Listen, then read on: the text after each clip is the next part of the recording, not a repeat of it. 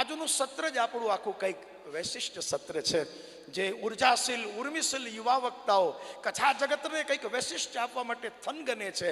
એવા જ અમારા કથા જગતનું એક નવલું નજરાણું અને એટલા જ ઉર્મિશીલ પ્રવક્તા પૂજનીય મહાદેવ પ્રસાદજી મહેતાને હું સાદર વિનંતી કરું કે આપ અમારા સારસ્વત મંચ ઉપર બિરાજો અને આપની સાધના સંપન્ન સરસ્વતી દ્વારા, અને આપનો વિષય પણ કેવો સુંદર છે, શ્રી સુક્તમ.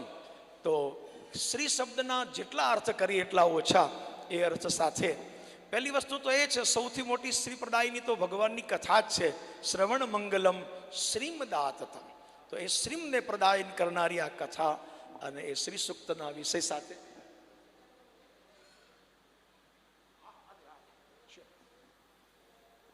જી જી જી આજે સૌ પ્રથમ તો પૂજની મહાદેવભાઈનું માલ્યાર્ચન પૂજાર્ચન માટે આજના મુખ્ય મનોરથી ભગુભાઈ પૂજન કરે છે. મેં કહ્યું એમ આજે સુયોગ કેવો સુંદર મજાનો બહેનો છે કે વર્તમાન કાળમાં જે આપણી યુવા વ્યાસપીઠની ધરોહર છે એવા બધા જ વક્તાઓ એ અહીંયા પધાર્યા છે, જેની અંદર શ્યામભાઈને સાંભળ્યા, મહાદેવભાઈને સાંભળવા જઈએ છીએ, અને અમારા અત્યંત ઉર્મિશીલ અને અભ્યાસુ પ્રવક્તા કૌશિકભાઈને સાંભળવા માટે લાલાયિત છીએ, ઉત્સુક છીએ, પ્યાસા છીએ. અને આ ત્રણેય વક્તાઓ જ્યારે પોતાના ધ્યાન અધ્યયન અને ધ્યાસને પીરસશે ત્યારે એનો સમાપનમાં આપણને બહુ જ આનંદ થાય એવો અવસર મળ્યો છે કે ભગવત કથા અને હરિગુણ ગાયક એવા સૌના લાડીલા શ્રી જગનેશ દાદા પણ આજ સમય લઈને પધાર્યા છે. તો પ્રાસંગિક ઉદ્બોધન દ્વારા એવો પણ જે શ્યામભાઈનો વિષય હતો કથા અને કીર્તન, તો એ બંનેના વિશદ વિદ્વાન છે. એક સમય મને યાદ છે, મારા બાપુજીનો વડીલો કથાકાર શબ્દ લગાડતા પહેલા કીર્તનાચાર્ય લગાડતા. કીર્તનાચાર્ય કથાકાર એક આપણા વડીલોની પરંપરા હતી. તો કથા અને કીર્તન બંનેમાં જેમનું સમૃદ્ધિ, હું બધાનો પરિચય પણ આપવા માંગુ છું. કેટલા મહાન મહાપુરુષો અહીંયા પધાર્યા છે.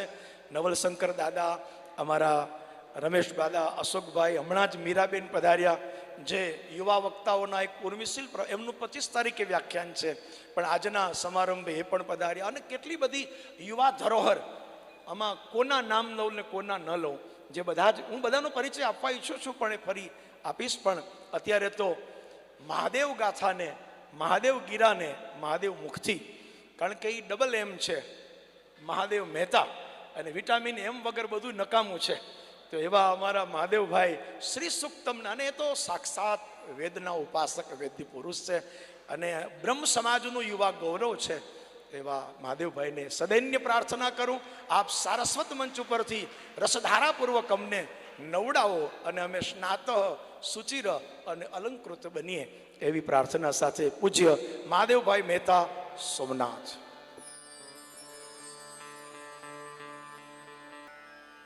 યોગેશમ સચ્ચિદાનંદમ વાસુદેવ વ્રજપ્રિયમ ધર્મ સંસ્થાપકમ વીરમ કૃષ્ણમ વંદે જગદ્ગુરુમ. નમઃ સભાભ્યઃ સભાપતિભ્યશ્ચ. સદગુરુ સારસ્વત સમારોહના આ 11મા વર્ષે શ્રી ખોખરા હનુમાન નું આ પવિત્ર ધામ, તેમાં પૂજ્ય કેશવાનંદ બાપુની ચેતનાને પ્રણામ, અને એમની તપસ્થલીમાં વિરાજિત તમામ દેવતાઓને પ્રણામ, તેમજ પૂજ્ય માને પ્રણામ. આપ સૌ વિપશ્ચિતોને અભિવાદન સાથે સૌને જય શ્રી કૃષ્ણ. શ્રી હિરેનભાઈ ત્રિવેદીને ત્યાં પૂજ્ય માની પધરામણી હતી, અને ત્યાં પ્રત્યક્ષ રૂપે હિરેનભાઈએ અર્ચના કરી હતી માની.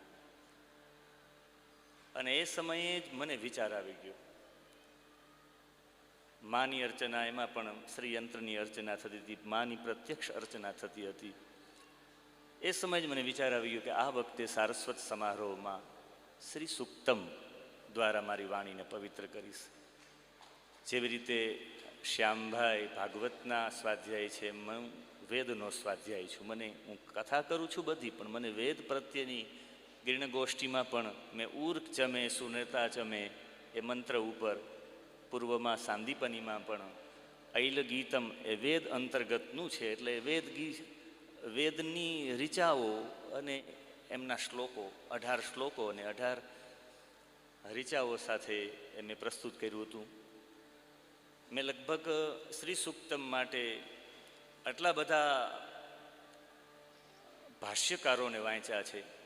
મને એવો ભાવ થયો કે કમસે કમ માના સાનિધ્યમાં હું કમસે કમ માની એક અર્ચના શ્રી સુક્તમ દ્વારા કરું. એટલે આ મારી અર્ચના છે. એમાં મેં સાયણનું ભાષ્ય વાંચેલું છે. એમના અંતર્ગત જો કદાચ બધા ઋચાઓ પૂર્ણ ન થઈ શકે તો હું મારા સમયને બરાબર ધ્યાન રાખું છું, તો હું અન્યાય કૌશિકભાઈને નહીં કરું. કારણ કે ગિર્ણ ગોષ્ઠીમાં કે મહાદેવભાઈ તમે 45 મિનિટનું કહો છો અને 1.5 કલાક બોલો છો, એટલે હું એક પણ અન્યાય નહીં કરું. બરાબર 11:15 વાગે હું મારું વક્તવ્ય પૂર્ણ કરી દઈશ. જેટલા મંત્ર થયા હશે, બાકીના જે પણ ઋચાઓ હશે એને પૂર્ણ એક ભાવમાં સારાંશમાં આપણે જોશું. એટલે સાયણ ભાષ્ય વાંચેલું છે. અહીંયા મોરબીના ભાણદેવજીનું શ્રી સુક્તમ ઉપર એમનું વાંચેલું છે, એમનું ચિંતન. પછી નથુરામ શર્માજી બિલખા આનંદ આશ્રમ એમનું ભાષ્ય પણ વાંચ્યું છે. સ્વામી નિગ્રહાચાર્યજી એમનું ભાષ્ય પણ વાંચ્યું છે. શ્રી પ્રસાદાચાર્યજી એમનું ભાષ્ય પણ વાંચ્યું છે. શ્રી ત્રિદંડી સ્વામીજી એમનું ભાષ્ય પણ વાંચ્યું છે. અને સુદર્શનાચાર્યજી એમનું ભાષ્ય પણ વાંચ્યું છે. એટલે એક ઋચાના 10 અર્થ થઈ શકે. પણ એ બધા અંતર્ગત મેં વિચાર કર્યો છે કે એક જ અર્થ કરીશ, પણ થોડો માની જે ભૂમિકા છે એ ભૂમિકા અંતર્ગત હું ચર્ચા કરીશ. કદાચ બીજા લોકોને અનુકૂળ કદાચ ન આવે તો ઠીક છે, પણ માને કેન્દ્રમાં લઈને, એ માને પણ કેન્દ્રમાં લઈને અને પૂજ્ય મહામંડલેશ્વર 1008 કનકેશ્વરી માને પણ લક્ષ્યમાં લઈ, ભૂમિકામાં લઈ અને થોડોક પ્રયત્ન કરું છું. આમ તો શ્રી સુક્તમમાં કહેવામાં આવે કે શ્રી સુક્તમ છે એમાં 3 મત છે. અમુક લોકોનો મત એવો છે કે 16 ઋચાઓ છે, અમુક લોકોનો મત છે 19 ઋચાઓ છે, અમુક લોકોનો મત છે 27 ઋચાઓ છે. પણ ખરેખર જોવા જઈએ તો ઋગ્વેદ જ આને ખીલ સુક્ત કહેવામાં આવે. આ ઋગ્વેદ અંતર્ગત છે. ખીલ સુક્તમ એટલે પરિશિષ્ટ સુક્તમ, પાછળથી ઉમેરો કરેલો છે એવું.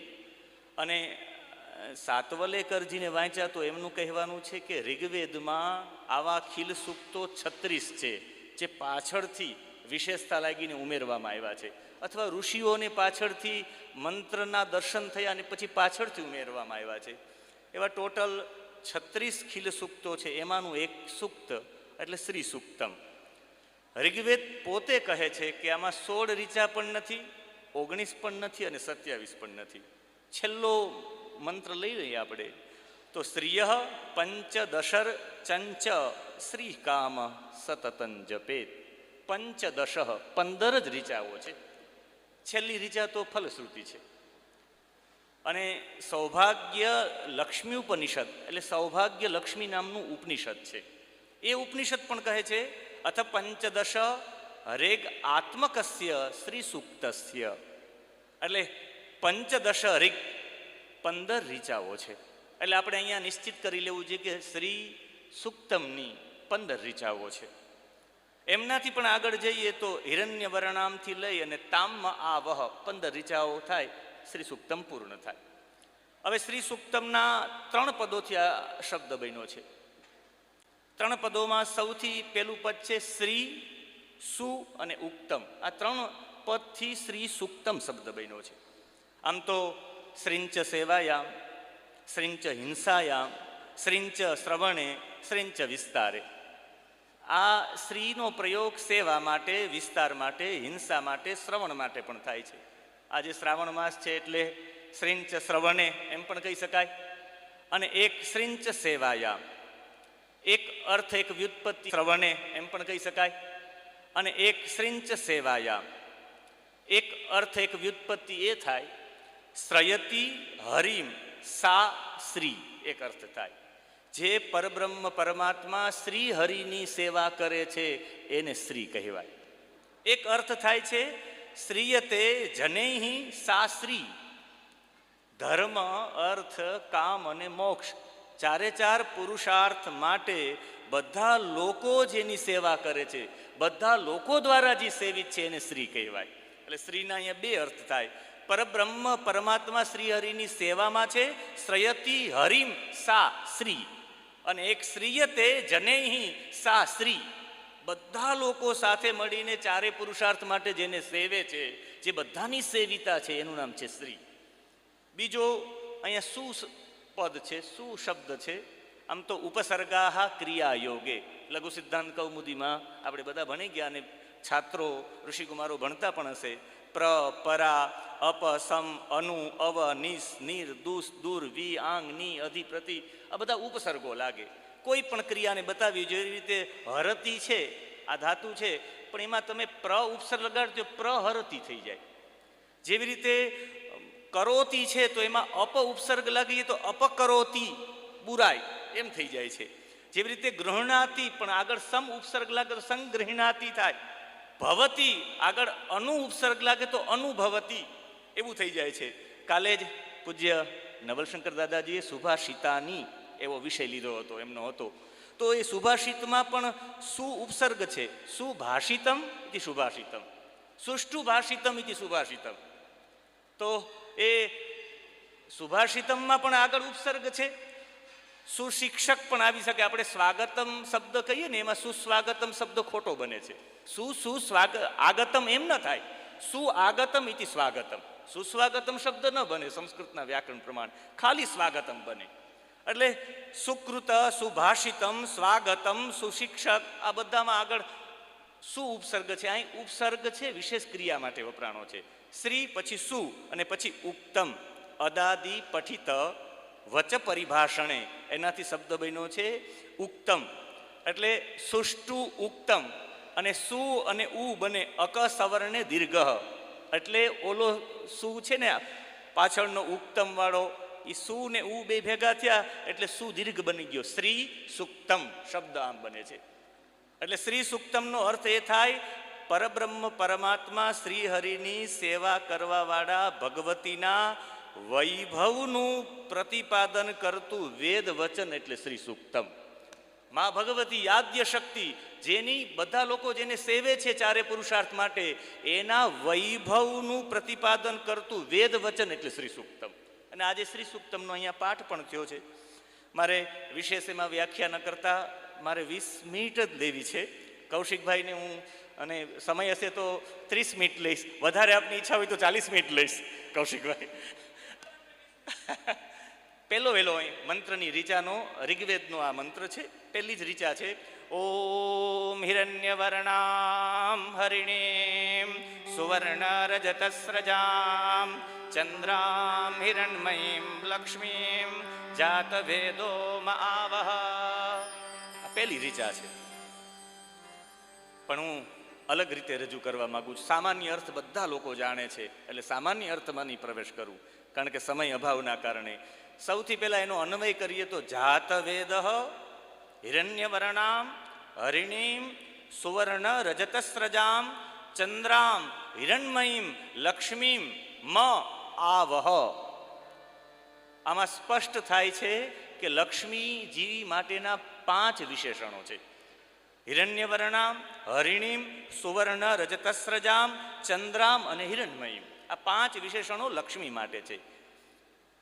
એમાં મ આવહનો મતલબ થાય, મનો મતલબ થાય મેનો મતલબ થાય મમ કૃતે, મારા માટે, આવહ સન્નિધાપય, મારા માટે આવાહિત કરો. કોને પ્રાર્થના કરવામાં આવે છે?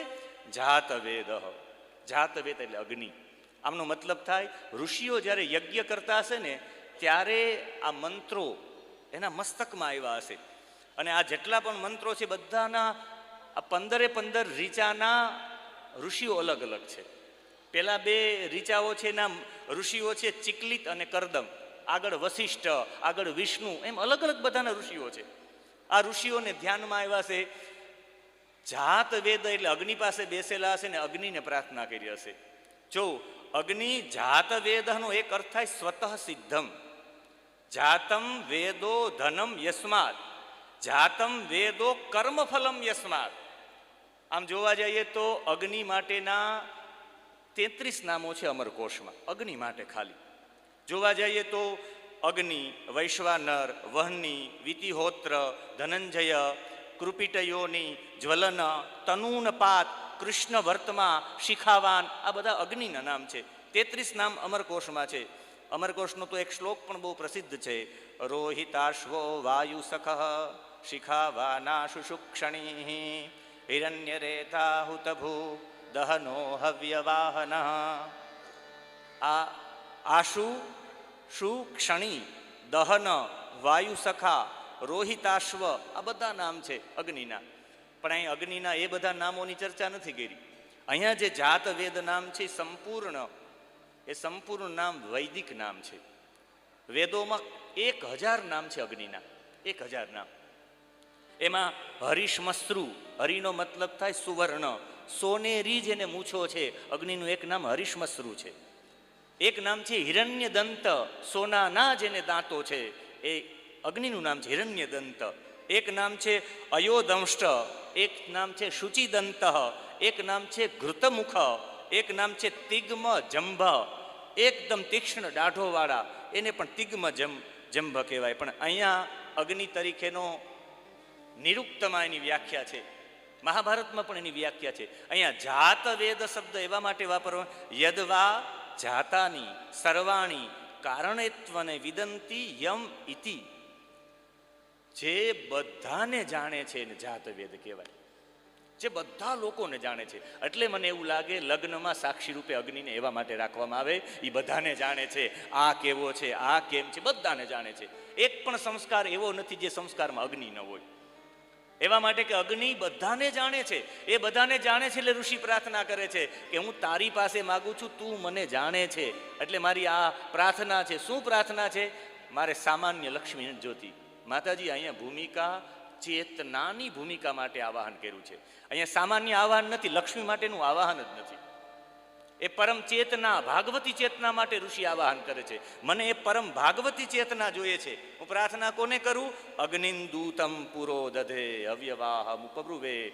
અગ્નિ દૂત છે બધા દેવતાઓનો, બધા દેવતાઓનો પ્રતિનિધિ છે પૃથ્વી ઉપરનો. ખાલી એક જ અગ્નિને આહુતિ આપવામાં દરેક દેવતાઓને આહુતિ મળે છે. અગ્નિ પ્રતિનિધિ છે બધા દેવતાઓનું, અને દૂતને જ પ્રાર્થના કરવામાં આવે એટલે દૂતને પ્રાર્થના કરે છે ઋષિ. અગ્નિમાં એવા માટે અગ્નિને જ પ્રાર્થના કરવામાં આવે, પરમ ચેતના માટે, ભાગવતી ચેતના માટે, એ ઉચ્ચતમ ચેતના માટે અગ્નિને પ્રાર્થના કરવાનું કારણ છે અગ્નિમાં ઉર્ધ્વીકરણનો ગુણ છે. અગ્નિની જ્વાળાઓ ઉર્ધ્વ જાય છે, ઊંચી જાય છે. એટલે જ ભારતીય સંસ્કૃતિ આપણે અગ્નિ સંસ્કારને માનીએ છીએ. આપણી સંસ્કૃતિમાં 2 જ લોકોને સમાધિ આપી શકાય. એક જોવા જાય તો ધર્મસિંધુ પ્રમાણે 2 વર્ષથી નાનો છે, જેને શરીર સાથે, શરીર પ્રત્યેની પ્રીતિ જ નથી, જેને શરીર ભાવ જ નથી, જેનામાં દેહ ભાવ છે જ નહીં, એવા 2 વર્ષથી નાના બાળકને, અને એક જે સંન્યાસી હોય, જેને બધું છોડી દીધું હોય, જેને શરીર સાથે કાંઈ લેવા દેવા જ નથી, પૂજ્ય કેશવાનંદ બાપુ જેવા, જેને શરીર સાથે કંઈ લેવા દેવા નથી, એવા વ્યક્તિઓ છે એને સમાધિ આપી શકાય. બાકી ટોટલી લોકોને અગ્નિ સંસ્કાર એ આપણું સૂક્ષ્મ શરીર એ અગ્નિની જ્વાળાઓ સાથે ઊંચું જાય, ઉર્ધ્વીકરણનો ગુણ છે એટલે પ્રાર્થના કરવામાં આવે. બીજો છે વિમલીકરણનો ગુણ અગ્નિમાં, એ કોઈ પણ વસ્તુને શુદ્ધ કરી દે, વિમલીકરણનો ગુણ છે એટલે અગ્નિને પ્રાર્થના કરવામાં કે તમારી અંદર એ વિમલીકરણની વૃત્તિ છે.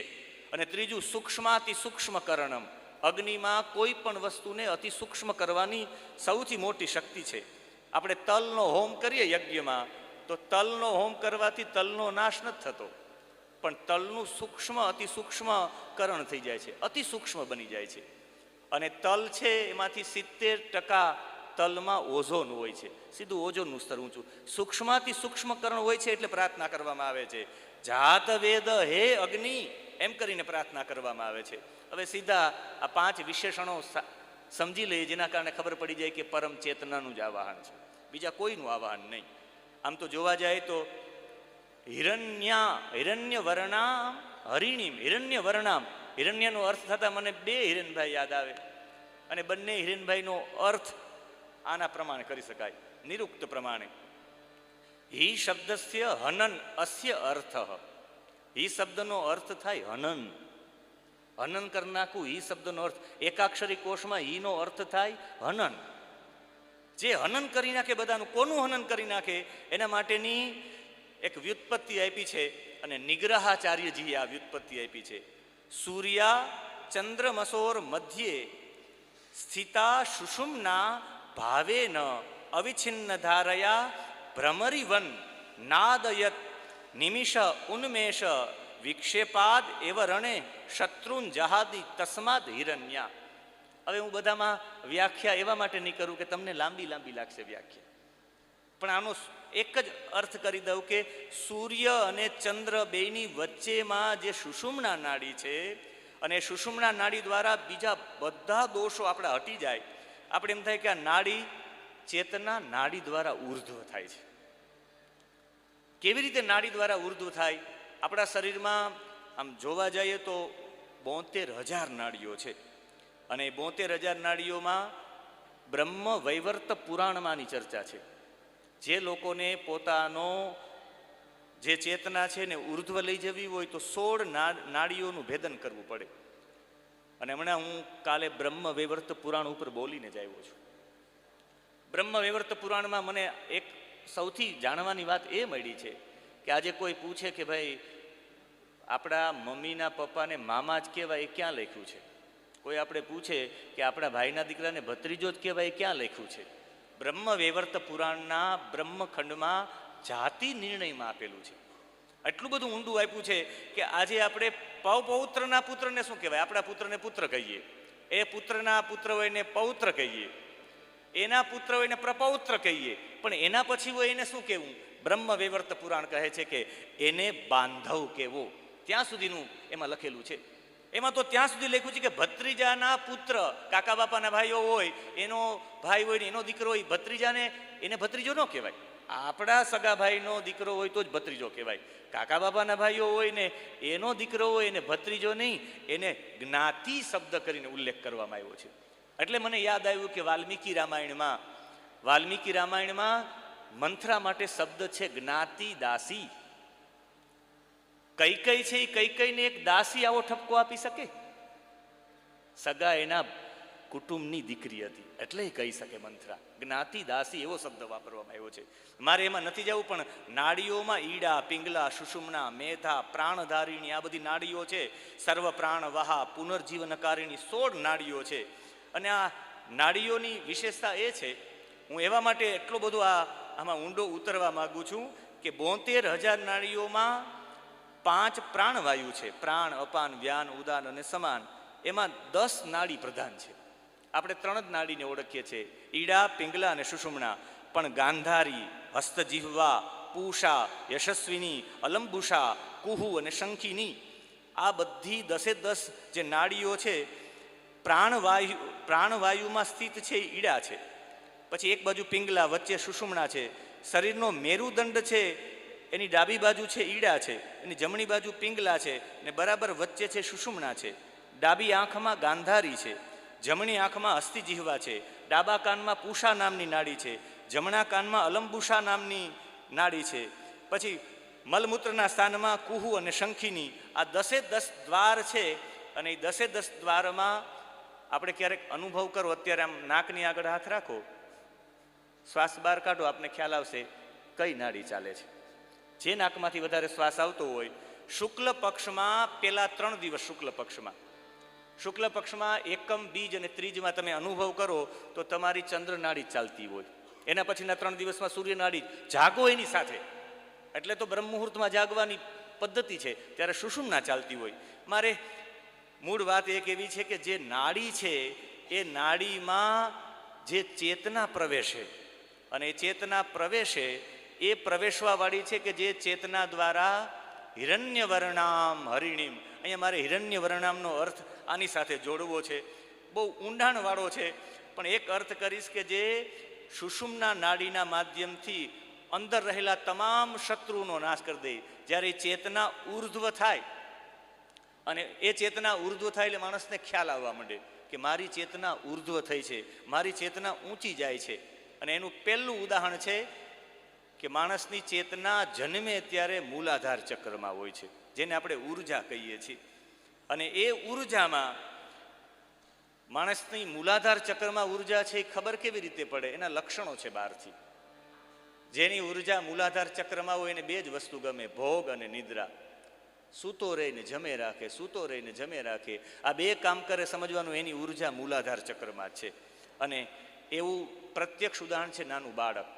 નાનું બાળક છે એ માનું દૂધ પીવે ને સૂઈ જાય, માનું દૂધ પીવે ને સૂઈ જાય, એ મૂલાધાર ચક્રમાં છે. લગભગ આપણે જેટલા લોકો જન્મા હોય એની ઉર્જા મૂલાધાર ચક્રમાં હોય. એનાથી પછી એ ઉર્જા ઊંચી જાય, એ ઉર્જા ઊંચી જાય એટલે સ્વાધિષ્ઠાન ચક્ર આવે. એનાથી 4 આંગળ આગળ ત્યાં 6 પ્રકારની પાંખડીઓ છે. અને એ 6 પ્રકારની પાંખડીઓમાં જેની ઉર્જા હોય એને ઘૂમવું ખૂબ ગમે, ફરવું ખૂબ ગમે. જે બહુ ફરે રાખતો હોય, ઘૂમે રાખતો હોય, સમજવાનું કે એની ઉર્જા મૂલાધાર ચક્રમાં, આ સ્વાધિષ્ઠાન ચક્રમાં છે. એનાથી એની ઉર્જા ઊંચી જાય એટલે મણિપુર ચક્ર આવે નાભીમાં.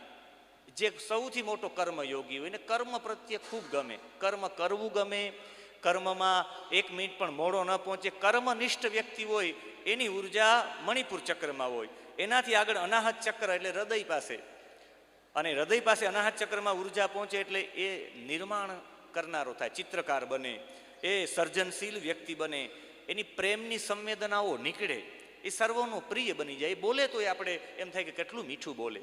ઓશો રજની છતાં એની ઉર્જા અનાહત ચક્ર સુધી પહોંચેલી હતી, એટલે એ કાંઈ પણ બોલે તો આપણે પ્રિય જ લાગે. એનાથી ઊંચી વિશુદ્ધ નામના ચક્રમાં ઉર્જા પહોંચે એટલે એ જે બોલે એમ થાય એમ નહીં, જે થવાનું હોય એના મુખથી બોલાય.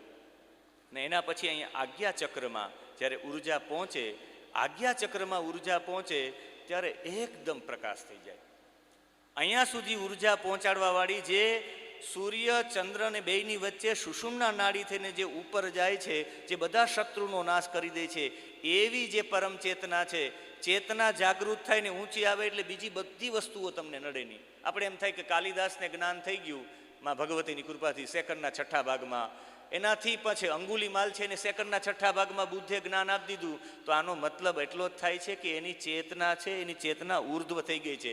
જેની ચેતના ઊંચી ચડી જાય છે એને સેકન્ડના 6 ભાગમાં જ્ઞાન થઈ જાય. ઋષિ એટલે પ્રાર્થના કરે છે આ ચેતનાને કે જે ચેતના દરેક અંદર રહેલા શત્રુઓને, આપણી અંદર રહેલા દુર્ગુણોને જે નાશ કરી નાખે એવી ચેતના છે. એટલે હિરણ્ય વર્ણામ, પેલા વેલા હિરણ્ય વર્ણામ સંબોધન કર્યું છે ચેતના માટે. એના પછીની બીજી ચેતના હરિણીમ, બીજો લક્ષ્મીજી માટેનું, આ ચેતના માટેનું બીજું અહીંયા વિશેષણ છે હરિણીમ. હરિણી મૃગીવત ચંચલા સા યોગીનામ ચિત્તમ અનિક્રમ્ય દૂરમ યાતિ. યોગીઓના ચિત્તને અતિક્રમ્ય કરીને દૂર જતી રહી એ ચેતનાને હરિણીમ નામની ચેતના કહેવાય. એ ચેતનાનું બીજું વિશેષણ. ચેતના જ્યારે ઉર્ધ્વ જાય ને પછી એને યોગી પણ રોકી ન શકે, બ્રહ્મરંધ્ર ફાડીને ચેતના બહાર નીકળી જાય. એટલે સંન્યાસીનું જ્યારે દેહ વિલય થાય ત્યારે સંન્યાસીના મસ્તકમાં એના શિષ્ય, શિવપુરાણમાં કથા છે, હાથમાં નાળિયેર લઈ અને અહીંયા માનો મહાંતમુત માનો એ મંત્રચાર બોલી મસ્તકમાં અહીંયા શ્રીફળ મારે, ખોપરી તોડી નાખે. એ ચેતના બહાર ગઈ. યોગીઓ પણ એને રોકી ન શકે. ચેતના જ્યારે બહાર નીકળે ત્યારે કે ફલાણા વ્યક્તિ હતા એનું મસ્તક ફાટી ગયું અને એની ચેતના બહાર નીકળી ગઈ. યોગી ધારે તો એ ચેતનાને રોકી ન શકે. એવી હરણી જેવી ચંચલા ચેતના છે. એ ચેતના તમે મારા જીવનમાં આવો, ઋષિ એવી પ્રાર્થના કરે છે. ત્રીજું સુવર્ણ રજતસ્રજામ, ત્રીજું વિશેષણ ચેતના માટે જ. આખી ભાગવતી ચેતનાનું આવાહન છે. ઋષિ સામાન્ય લક્ષ્મીની પ્રાપ્તિ માટે જે બધું છોડીને યજ્ઞ કરતો હોય લક્ષ્મી માટે કંઈ આવાહન કરે. મને સમય અભાવ છે, મને વિદ્યારણ્ય સ્વામી યાદ આવે. માતાજી વિદ્યારણ્ય સ્વામી દેવ્યા અપરાધ ક્ષમાપન સ્તોત્ર લખનારા છે, એ બીજા કોઈ નહીં, શંકરાચાર્ય નથી, વિદ્યારણ્ય સ્વામીજી છે. દેવ્યા અપરાધ ક્ષમાપન સ્તોત્ર એણે ગાયું છે. કારણ કે હંમેશા શિષ્યનું એ જ મહત્વ હોય કે પોતાની સંપૂર્ણ જે પણ એની વિદ્વત્તા, એની ઊંચાઈ, એની મોટાઈ પોતાના ગુરુના ચરણોમાં સમર્પિત કરે એને સાચો શિષ્ય કહેવાય. બધું ગુરુના નામે કરી નાખે. એ જ સાચો શિષ્ય કહેવાય. વિદ્યારણ્ય સ્વામીજી નાના હતા અને વિદ્યાતીર્થ સ્વામીજી હતા શ્રૃંગેરી પીઠમાં, ત્યાં ગયા અને સંન્યાસી બની ગયા. માં એને નાનપણથી શ્રી સૂક્ત જપ્યા હતા, એટલા બધા શ્રી સૂક્ત જપ્યા કે સંન્યાસી બની ગયા. પછી માતાજીની આગળ શ્રી સૂક્તનો પાઠ કરતા, ત્યાર પછી પણ સંન્યાસી પછી પણ એ પાઠ કરતા હતા ને એને આંખ ખોલીને ત્યાં સામે ભગવતી ઊભા હતા. એટલે એના મુંડન ઉપર હાથ ફેરવતા ફેરવતા એ રડવા માંડ્યા કે માં હવે શું કામ, હવે તો હું સંન્યાસી બની ગયો છું. મેં તારા નાનપણથી એટલા અનુષ્ઠાનો 24 લાખનું પુરસ્ચરણ પોતે કર્યું હતું એવું કહેવામાં આવે. એણે ઘણા બધા ગ્રંથો લેખા છે. ત્યારે એ પોતે રડવા માંડ્યા ત્યારે માતાજી કીધું તે મને ખાલી ભૌતિક સંપદા આપનારી જ ભગવતી ગણી છે. યા શ્રી સ્વયં સુકૃતિનામ ભવનેશ્વ લક્ષ્મી પાપાત્મનામ કૃતધિયામ હૃદયેશુ બુદ્ધિ. એ પાપીઓને ત્યાં દરિદ્રતા રૂપે છે, સારા લોકોની આ સ્ત્રીના રૂપમાં છે. એ જ સારી કૃતિ કરનારા અંતકરણ જેનું શુદ્ધ છે એના હૃદયમાં બુદ્ધિ રૂપે છે. સજ્જનોને ત્યાં શ્રદ્ધાના રૂપમાં છે, મોટા મોટા કુલીન લોકોને ત્યાં લજ્જાના રૂપમાં. તે મને ખાલી આમ જ ગણી. અને ભગવતી ત્યાંથી અંતર ધ્યાન થઈ ગયા. ત્યારે રડતા રડતા એણે મયા 85 આ વિદ્યારણ્ય સ્વામી 91 વર્ષ જીવા. એટલે કહ્યું મયા 85 હું 85 વર્ષમાં તને સમજી ન શક્યો. એટલે રડતા રડતા બોલ્યા. આદ્ય ગુરુ શંકરાચાર્ય માટે નથી, મત્સમ પાતકી નાસ્તિ વિદ્યારણ્ય સ્વામીજી બોલ્યા છે. એ સમજી ન શક્યા ભગવતીને. એટલે ભગવતીને ખાલી આપણે લક્ષ્મીના સ્વરૂપમાં ઋષિઓ થોડા પ્રાર્થના કરે.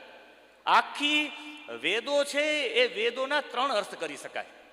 એક લિંગોક્ત, એક જેવી રીતે પદ્મ વર્ણામાં આવે તો પદ્મા શબ્દ આવે. આ 16 મંત્રની રીચા લઈએ તો 16 માતૃકા માટે પણ છે. મેં એ રીતે પણ મૂલ્યવા છે. પણ મને કૌશિકભાઈને પણ ધ્યાનમાં આવે એ હેતુથી કૌશિકભાઈ મને ઊભા થતા એ પહેલાં કીધું કે મહાદેવભાઈ તમે ને શ્યામભાઈ મારું ધ્યાન રાખજો, મારી 30 મિનિટ લઈને લેતા. અને એ તો કેવું છે કે એ ન બોલે ત્યાં સુધી અમને આનંદ ન આવે. એટલે મૂળ વાત છે સુવર્ણ રજત સ્રજામ. મારે એ વાત કરવી છે કે કથમ, આમાં એમણે લખ્યું છે કથમ સુવર્ણ સ્રજા, સ્રજા એટલે માલા, અને કથમ રજત સ્રજામ, રજત સોના અને ચાંદીની માતાજીએ માળા પહેરી છે એવો અર્થ નથી. અહીંયા છે બદ્ધ મુક્ત સ્થાવર જંગમ નાનત્વ ભેદેન મણિમાલ્યમ ઇવ લોકાન કરોતી ઇતિ સ્રજા. કેટલો નિગ્રહાચાર્યજી કેટલો ઊંડો અર્થ કર્યો કે જે બદ્ધ લોકો છે, જે મુક્ત લોકો છે, જે સ્થાવર લોકો છે, જે જંગમ લોકો છે, એવા અલગ અલગ લોકો છે. એ અલગ અલગ લોકોને ધારણ કરેલા છે. આ ચેતનાએ જ મૂર્ખ લોકોને ધારણ કર્યા, એ જ ચેતનાએ બુદ્ધિશાળી લોકોને ધારણ કર્યા. બધાને ધારણ કરવા વાળી છે. મૂર્ખાને ધારણ કરે, બુદ્ધિશાળીને ધારણ કરે, બધા લોકોને. અહીંયા દિવ્યાંગો છે એને ધારણ કરે, બૌદ્ધિક લોકો છે એને ધારણ કરે. મારી દ્રષ્ટિએ આ આદ્ય શક્તિ કનકેશ્વરીની માલા છે. આ સુવર્ણ રજત સ્રજામ. મને વિચાર આવ્યો આ કરતો હતો કે માને આ વિચાર કેમ આવ્યો કે હું આ દિવ્યાંગ બાળકોને આ કરું. પણ જે બદ્ધ છે, જે મુક્ત છે, જે સ્થાવર છે, જે બધા છે, બધાને ધારણ કરી રાખે ને એને માં કહેવાય. સુવર્ણ રજત સ્રજામ એટલે એ બધા લોકોને ધારણ કરી રાખવાની ચેતના છે. ચેતના બધાયમાં છે, બધાને ધારણ કરે છે. આપણે ચેતનાને ધારણ કરીએ, ચેતના આપને ધારણ કરે છે. એટલે સુવર્ણ રજત સ્રજામ. પછી કથમ ચંદ્રામ, ચંદ્રામ, ચંદ્રામનો મતલબ છે યોગીનામ અંતરાત્મની સ્પંદન આનંદ લક્ષણ અયુત ચક્રમણમ કરોતી. જે યોગીઓ આમ બેઠા હોય આંખ બંધ કરીને અને એને આનંદ આવતો હોય. ઘણા બધા વર્ષો સુધી સમાધિ લાગી ગઈ. હું માનતો નહોતો અત્યાર સુધી કે સમાધિ લાગી જાય. અમારે એક દશરથ બાપુ છે, જંગલમાં આવ્યા છે મેંદરડા પાસે. એટલે હું એમની પાસે ગયો કે હું સમાધિ લગાડી દઉં. સમાધિની કંઈક વાત થઈ એટલે મેં કીધું સૌથી પહેલાં તો યમ નિયમ આસન પ્રાણાયામ ધ્યાન ધારણા અને પછી સમાધિ આવે. એ તો 8મો ક્રમ છે. કે ના ના મહાપુરુષોની કૃપા થાય તો સમાધિ લાગી જાય. તો મેં કીધું મને સમાધિ લગાડી દો. હું બેસી ગયો માં. હા, દ્વારકાધીશના સન્મુખ બેસીને. મારી પાસે વિડીયો પણ છે. મેં એક મિત્રને કીધું તમે વિડીયો પણ ઉતારી રાખજો. આ આત્મશ્લાઘા નથી, બાકી તો દોષ પણ લાગુ પડે. એટલે હું બેસી કે તારે જવાનું જ નહીં સમાધિમાં, હું તને લઈ જઈશ. એણે માં અહીંયા 2 આમ દબાવી, 2 આ નસો. એટલે હું બેભાન થઈ ગયો. પછી મને એને ઊભો કરી દો. એ છે શૂટિંગમાં. પછી ઘણા સમય સુધી ચારે તરફ વાદળાઓ જ હતા, વાદળાઓ જ. અને એમ કેટલા સમય સુધી એમણે તો કીધું ઘણા સમય સુધી. પછી મને વારંવાર થપ્પડો મારીને મને બહાર કાઢવામાં આવ્યો. એટલે ત્યારે મને ખબર પડી કે કોઈ મહાપુરુષ ધારે તો સમાધિ લગાડી શકે.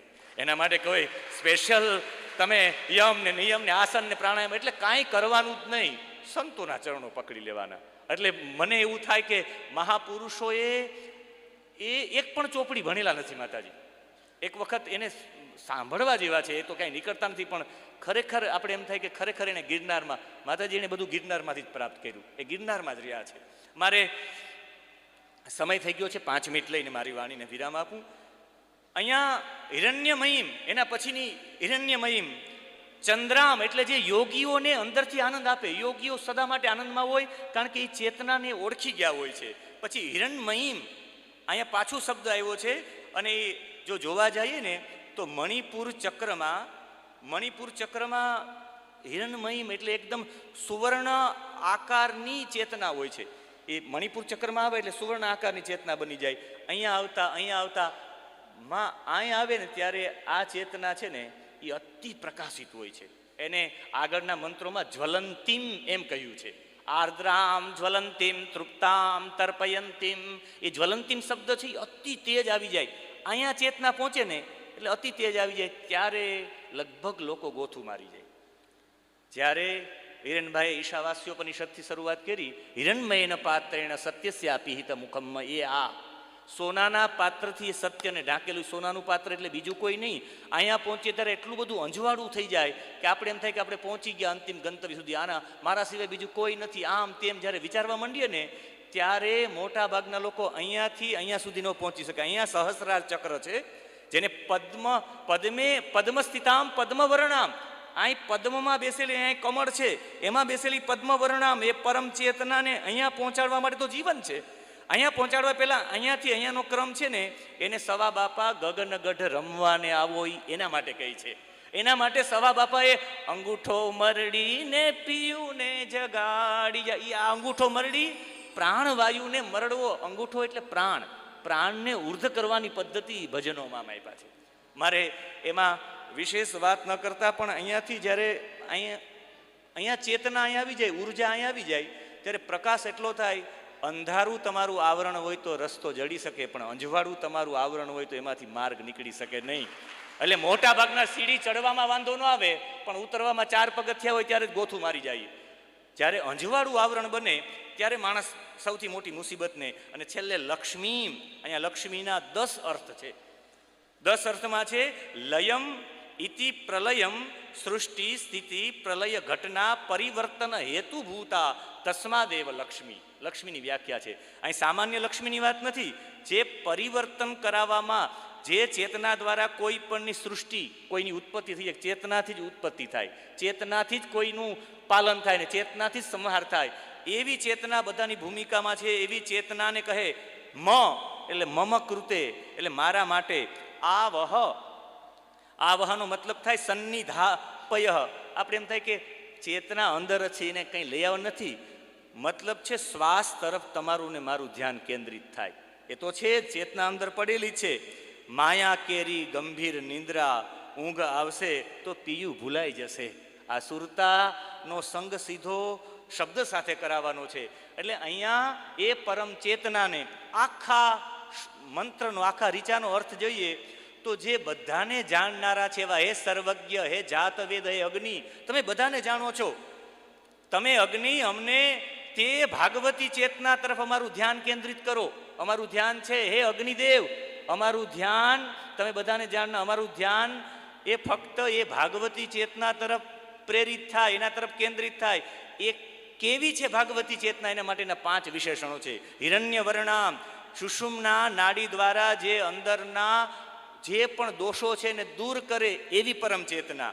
જે યોગીઓના ચિત્તને અનિક્રમી ને મહાચેતનામાં મળી જનારી છે એવી હરિણીમ, એવી મહાચેતના. જે બદ્ધ અને મુક્ત બધા લોકોની અંદર છે, બધાને સાચવી રાખે છે એવી પરમ ચેતના. જે યોગીઓના હૃદયમાં પણ આનંદ આપનારી, શીતળતા આપનારી છે એવી ચેતના. અને જે પ્રજ્વલિત છે, હિરણ્યમયી પ્રજ્વલિત છે એવી ચેતના, એવી ભાગવતી ચેતના અમારા જીવનમાં એ ધ્યાન કેન્દ્રિત થાય. એવી ચેતના માટે અમારું ધ્યાન બધાનું કેન્દ્રિત થાય એવી અગ્નિ પાસે પ્રાર્થના છે. એનો બીજી રીચા છે. બીજી રીચામાં તામ આવહ જાત વેદો લક્ષ્મી મનપગામિનીમ યસ્યામ હિરણ્યમ વિંદેયમ ગામશ્વમ પુરુષાન. આમાં પણ એટલી જ મહત્તાની વાત કરેલી છે. ફરી જાત વેદ, ફરી અગ્નિ માટે, બધાને જાણનારા સર્વજ્ઞ માટે પ્રાર્થના છે. મે તામ અનપગામિનીમ લક્ષ્મીમ આવહ. અહીંયા પાકું થઈ જાય કે ચેતના માટેની જ પ્રાર્થના છે. એટલે મેં આ મંત્ર લીધો કે ચેતના માટેની જ પ્રાર્થના છે. ખબર કેવી રીતે પડે? તો જ્ઞાન દેહમ આશ્રિત્ય અનપગામિની માટેની વ્યાખ્યા છે. જ્ઞાન દેહમ આશ્રિત્ય વિષ્ણુ હૃદય નિવસતી આત્મયોગ જ્ઞાનદા ભવતી તસ્ય અનુસરણમ વિસૃજ્ય નાન્યમ ગચ્છતિ તસ્માત અનપગામિની. આ એની વ્યાખ્યા છે. જે જ્ઞાન રૂપી શરીરને ધારણ કરે છે અને ચેતનાનો વિકાસક્રમ ઊંચે ઊંચે ઊંચે ઊંચે આવતો જાય એટલે જ્ઞાન ઓટોમેટિક પ્રાપ્ત થાય. એ જ્ઞાનનું શરીર તો ચેતનાએ ધારણ કરેલું છે.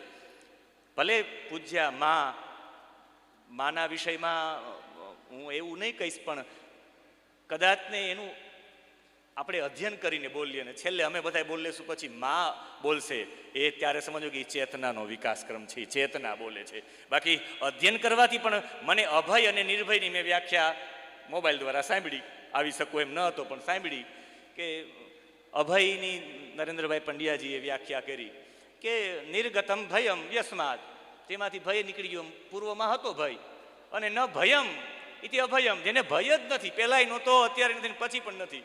માએ વ્યાખ્યા કરી જે એનામાં ભય તો નથી પણ જેને મળવાથી પણ ભય ન લાગે એને અભયત્વમ કહેવાય. આ ચેતનાનો વિકાસક્રમ છે. ચેતના ઊંચી આવે એટલે આવા અર્થો પ્રગટ થાય.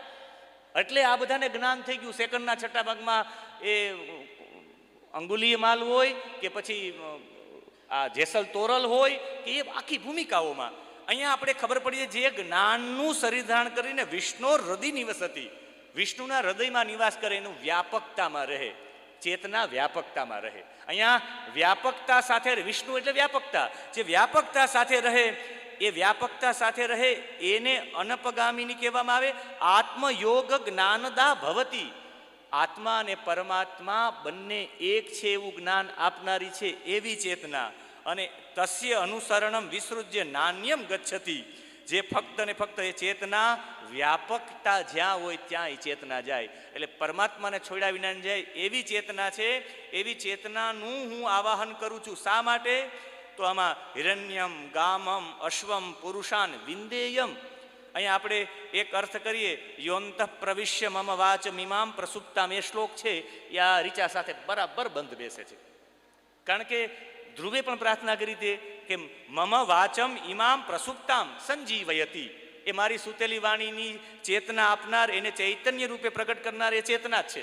મારા પ્રાણને પણ ચૈતન્ય કરનાર એ ચેતના છે. આ બધામાં ચેતના ચેતના ચેતના.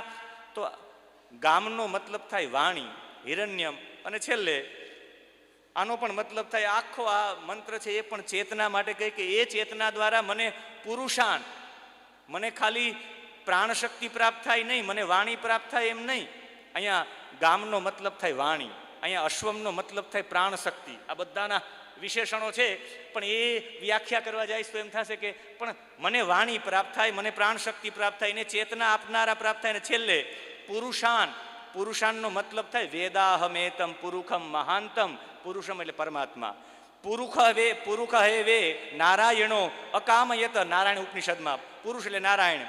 અભિધાન કોષમાં વારંવાર શબ્દ આપ્યો છે પરમાત્મા માટે, પુરુષ પુરુષ પુરુષ પુરુષ. એટલે મને છેલ્લે પરમાત્મા, ચેતનાથી પરમાત્મા પ્રાપ્ત થાય એટલે અમે ચેતનાનું આવાહન કરીએ છીએ. અને ત્રીજો મંત્ર લઈને પછી મારી વાણીને રીચા લઈને અશ્વપૂર્વામ રથમધ્યામ અસ્તિનાદ પ્રબોધિનીમ શ્રિયમ દેવી મુપહ્યે શ્રીર્મા દેવી જૂષતામ. આમાં મા ભગવતી માટે શ્રિયમ દેવીમ ઉપહ્વયે, હું એ દેવીને નજીક માટે બોલાવું છું. કેવી દેવીને? એના માટે છે અશ્વપૂર્વામ રથમધ્યામ અસ્તિનાદ પ્રબોધિનીમ. અશ્વપૂર્વામ, હવે અહીંયા અશ્વપૂર્વા માટે અશ્વ એટલે પ્રાણ શક્તિ, બુદ્ધિ પ્રાણ દેહસ્થા ત્રિવિધાત્મિકા અશ્વપૂર્વા ભવતી. બુદ્ધિને, પ્રાણને અને દેહને વેદાંતમાં અશ્વ કહેવામાં આવ્યા છે. જોવા જઈએ તો પ્રાણ છે ને એ આત્માનું વાહન છે. આત્મા પ્રાણ ઉપર બેસીને આવે એટલે જેના આગળમાં પ્રાણ છે. અશ્વપૂર્વામ, અશ્વ એટલે પ્રાણ જેની આગળ છે. રથમધ્યામ, જે બરાબર રથના મધ્યમાં બેસે છે. અને રથના મધ્યમાં બેસવાની વાત છે અહીંયા. મધ્ય નાળિયામ સમાયાતા રથ ગુરગુરવન નાદમ કરતી. રથના મધ્યમાં એટલે જે સુષુમ્ના નાડીમાં બેસે છે એ પરમ ચેતના, જે સુષુમ્ના નાડીમાં છે. અને છેલ્લે વ્યોમ રંધ્રે નાદેન પ્રબોધયતી.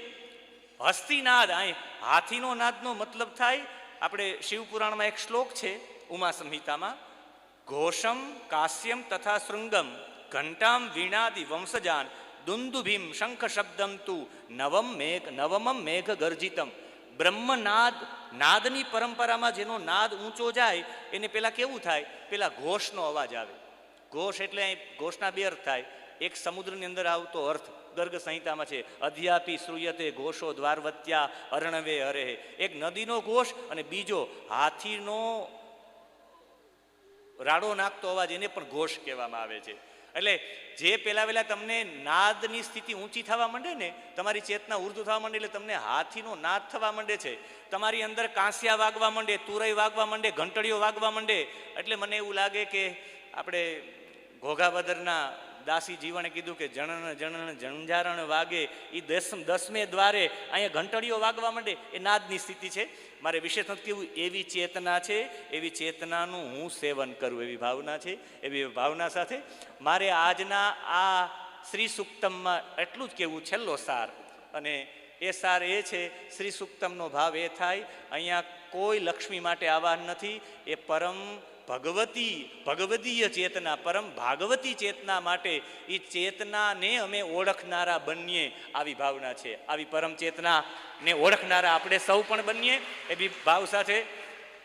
આમ તો હું બધાના ભાષ્યો લઈ આવ્યો હતો માતાજી, જેટલા લોકોએ ભાષ્ય લેખા, અને એ બધાના ભાષ્યો મેં બધા મંત્ર ઉપર લખ્યું છે. ટોટલી મંત્રો ઉપર લખ્યું છે. આ બધા મંત્રો ઉપર લખેલું છે. એવું નથી કે 3 મંત્ર રાખીને બંધ કરી દઉં છું, ટોટલી છે. પણ આ વખતે 3, બીજી વખતે શ્રી સુક્તમમાં ફરી 3 કરશું. વિશેષ કંઈ ન કરતા 5 મિનિટ વધારે લીધી છે એ ભાવના સાથે સૌને જય શ્રી કૃષ્ણ. અને મારો વિષય ગાવાનો છે નહીં, એટલે અમારા બધા વતી શ્યામભાઈએ ગાઈ નાખ્યું છે. એટલે છેલ્લે હવે કૌશિકભાઈ કંઈક ગાઈ નાખશે, એટલે હું એવા માટે વચ્ચે રાખ્યો. રથમધ્યામ અશ્વપૂર્વામ રથમધ્યામ હસ્તિનાદ પ્રબોધિનીમ, એ ભાવના સાથે સૌને જય જગદંબ.